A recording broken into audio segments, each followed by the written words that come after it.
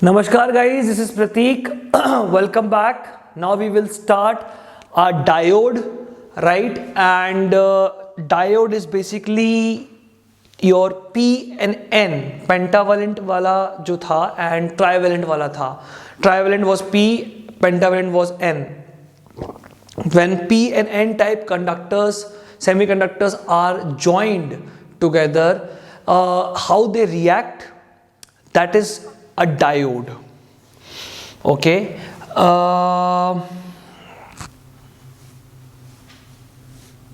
Okay. So first we will see NP. Okay. So suppose this is the N, this is P. So I'll first explain to you what I have drawn. The N will have more number. These are baby electrons. These are holes. Normal, right? These are the electrons from the pentavalent impurity, say phosphorus. Here in the P, because of trivalent, number of holes are more because of the trivalent impurity. Now suppose I connect both of these thing, I'll solder them, theek hai na? Now what will happen? These electrons will see holes and he will get attracted, and electrons will fill the holes, and a negative charge. So what will happen is, all throughout a junction will be formed, all the electrons will shift here, so a net positive charge will come here and a net negative charge comes here because the electrons have moved, right? Let's see in the other case. In other case also similar thing will happen. All these electrons, this NP, I just reversed the combination. Here it is NP, it is PN here. So from N all the electrons will go and they will form a positive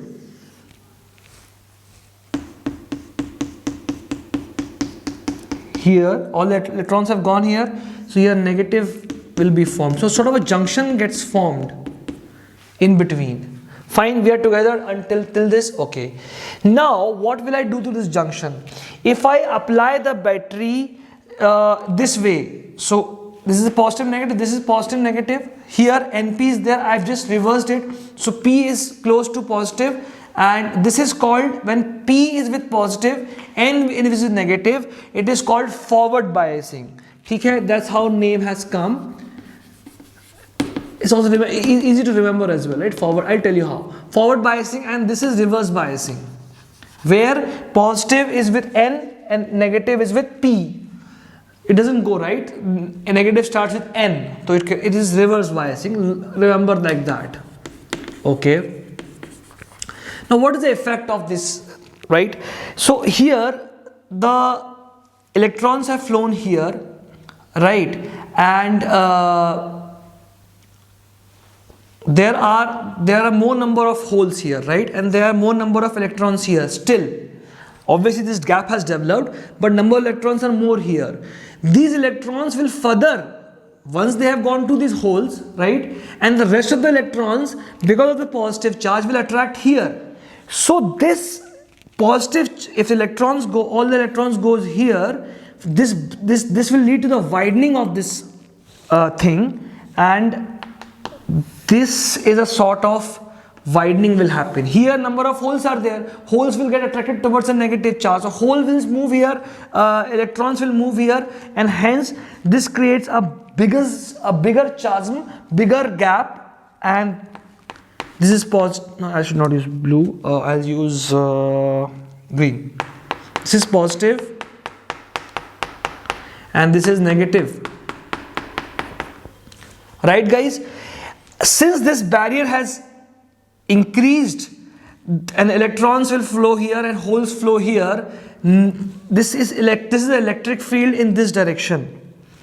This is the electric field in this direction, right? And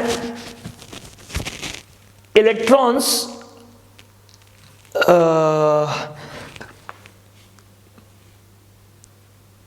this gap is too much for any electrons to flow, and hence in this reverse biasing there will be no current.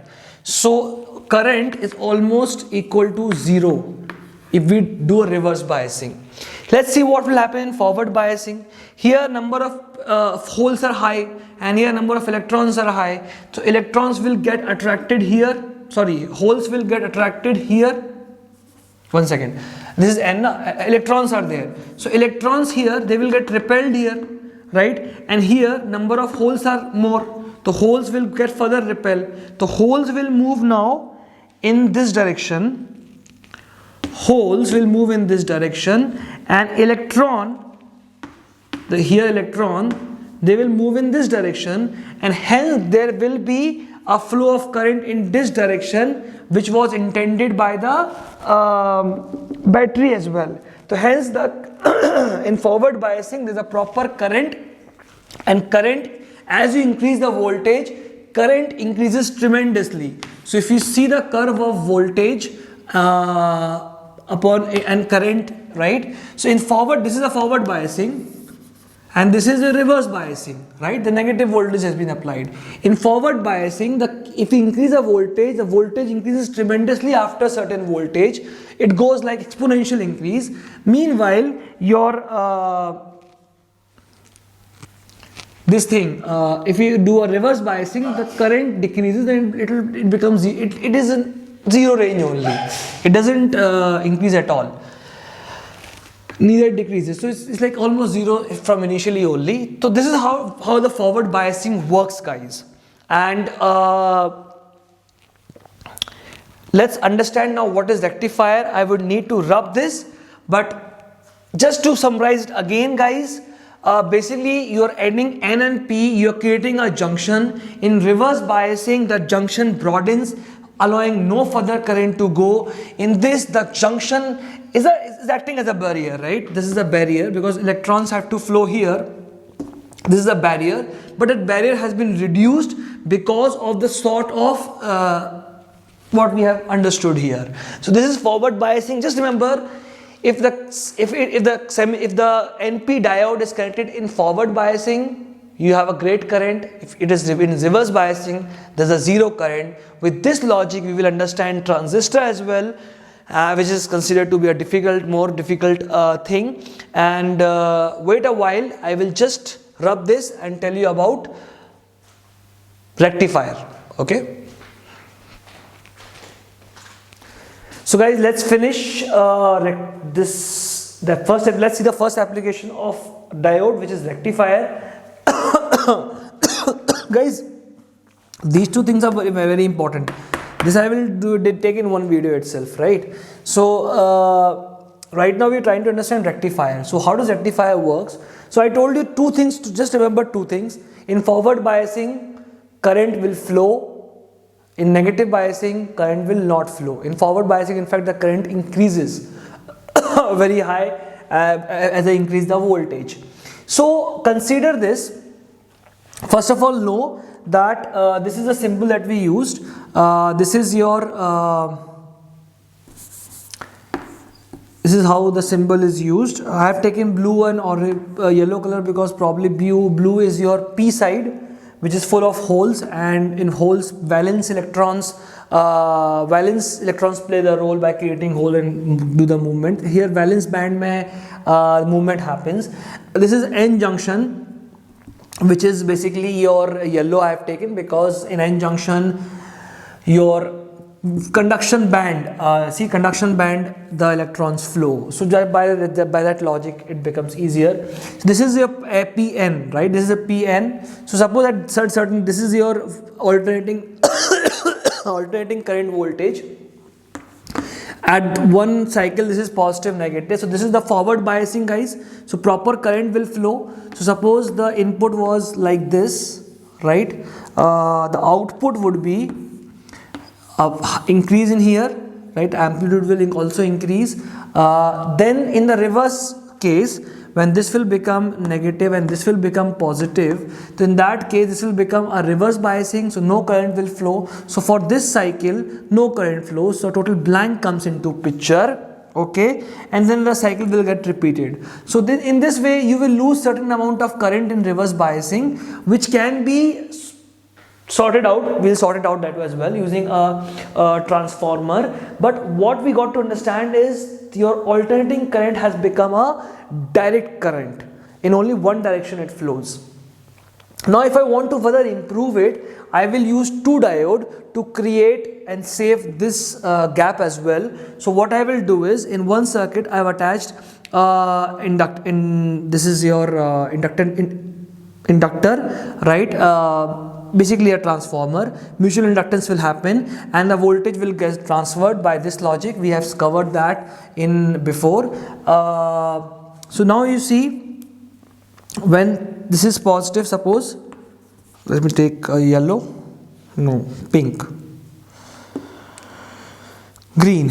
So this is positive, this is negative, this will become positive, this will become negative, this will become positive, this will become negative. So now you see, considering this point is at zero potential, ठीक है, this is positive, so this is a forward biasing and this will be a negative biasing. So current will come here, go here and come in this direction. In the reverse case, when this will become positive, this will become negative, this will become positive, this will become negative, this will become a reverse bias, this will be a positive bias, and the current will flow here and will go in same direction. So what is happening is this gap has been fulfilled, and a rectifier is, this is a full wave rectifier, this is a half wave rectifier, and hence with just the logic of understanding that the forward bias will allow full current, even increase the current to a very high level with the increase in voltage, and reverse biasness will not give you any current. You can understand rectifier very easily. In this curve, if I want to find out delta V by delta I, because for every 2 points this will radically change, right? So if I want to find delta V upon delta I upon for this point or for this point, my resistance has completely changed. Here the resistance will be quite higher because the slope is higher. So this is my dynamic resistance. If some question comes into which I do answer from that, but I hope you understood the logic of diode, the reverse biasing and forward biasing. Now we have completed rectifier, we have understood diode, we will move to transistor, and these 4 things as well. I want to finish this in one video, but it could extend to 2 videos, and with that we will completely finish semiconductor in terms of logic understanding. Obviously from exam point of view you have to go and research in more in books. That is a different case, right? So with that note I will end the video. In next video we will start transistor, guys. Till then, tata, bye bye, take care.